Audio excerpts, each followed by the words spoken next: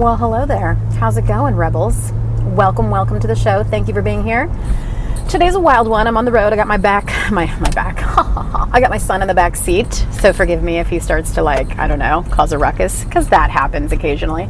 But I just went on a walk with one of my best friends. She's actually the friend that originally introduced me to the personal seminar growth work and changed my whole damn life. But I wanted to jam with you guys right now because we were talking about marriage. I was actually telling her about some sticky darte fights and weirdness that's happening between my husband and I around money and childcare and the division of labor and all that kind of stuff that gets complicated when you have kids. And in that, she was just like, damn, that's tough. And I responded to her and I told her, I said something about how Kenny's my soulmate. Because I do believe that. I believe Kenny's my soulmate. Call me a freaking cheeseball, yo, but I really believe that. And she was like, no, when you marry someone, they become your adversary. And I think that oftentimes becomes true in a lot of ways. You really end up fighting with them and triggering each other and really causing each other a lot of strife because you're doing life together. You're so in the grind of life that naturally, they're the person that you kind of squabble with, like brothers and sisters, but sexier and grown up. Anyway, the point is, my response to her was that that's exactly what a soulmate is. That when you find your soulmate and when you, let's say, decide to do life with them for the long term, whether that's marriage or partnership or whatever, you're basically attracting the partner that is going to help you heal in the ways that will ultimately make you the most whole. You feel me? I had to pause for a moment of silence there because I want that one to drop hard because that's really important. I feel like a lot of times us as human beings, we're just in it, we're so in it and we're getting frustrated and we're getting triggered and it's just a lot and we just want out because we see out as the way to get reprieve and relief and just be able to go back to the way things were, which is my life wasn't complicated before you. And I think a lot of times we're missing an opportunity for growth. We're missing an opportunity for healing. We're missing an opportunity to become the most amazing version of who we were always meant to be. And that process of growth really isn't always pretty. I don't know who on earth made us think that when you evolve, it's supposed to be a pretty process. I don't know if you've ever seen anybody get pregnant and go through child labor and then nurse a baby for the first year. It's the most miserable, crazy, chaotic time of your life. It's so hard, and yet it's actually the miracle of life. So I just kind of want to take that little example and sort of superimpose it onto marriage.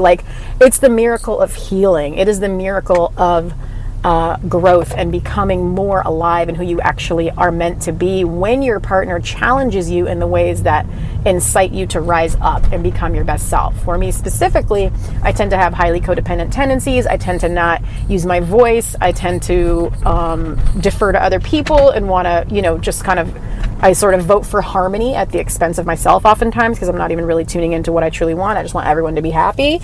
And I have attracted a partner who is really creating an opportunity for me to change that. I've really come to hit some hard walls where I realize if I keep doing this, I'm gonna die inside. And so this is another little awaken the rebel moment for me inside my marriage of if I really want to fight for the life I truly want with Kenny, then I am willing to start using my voice and advocating for myself and asking for what I want. And even if he gives me pushback, it's just another opportunity for me to become more of who I was truly meant to be and who I will be when I'm really fully healed and whole from my family of origin, which in that situation, it wasn't very safe to communicate. It wasn't very safe to have needs.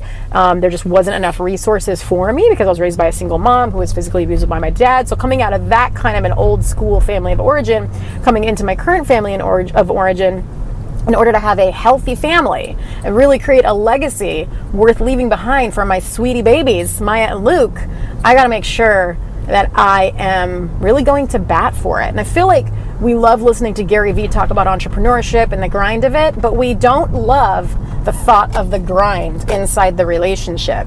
So I'm going to be your little Shirini T, okay? I'm going to be your Gary Vee for relationships. I'm telling you right now, there is a grind in relationships, and that's where the magic is. When you're freaking in it, when you're willing to stay, when you're willing to stick it out, when you're willing to be in the hard and uncomfortable and ugly parts, dude, that is really all the magic right there. That's when you are someone who, like, you know, like you've gotten through it and you deserve to have all that happy ever after because you sort of put in the work.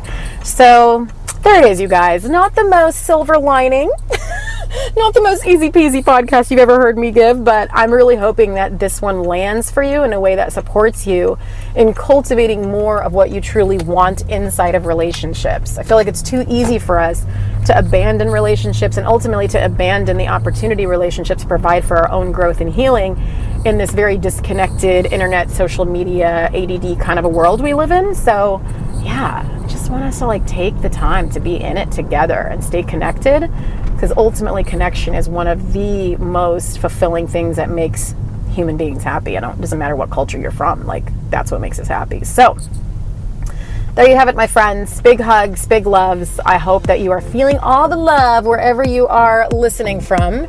And for you at home, just really, I'd love to hear how this lands for you. Feel free to email me at shireen@awakentherebel.com. That would make my day. If you like this, please subscribe. Please rate us 5 stars. I need all the support. All the support! See, I'm using my voice. I'm asking for what I need. Now you see it in full effect. All right, thank you for listening, and we'll catch you on the next one.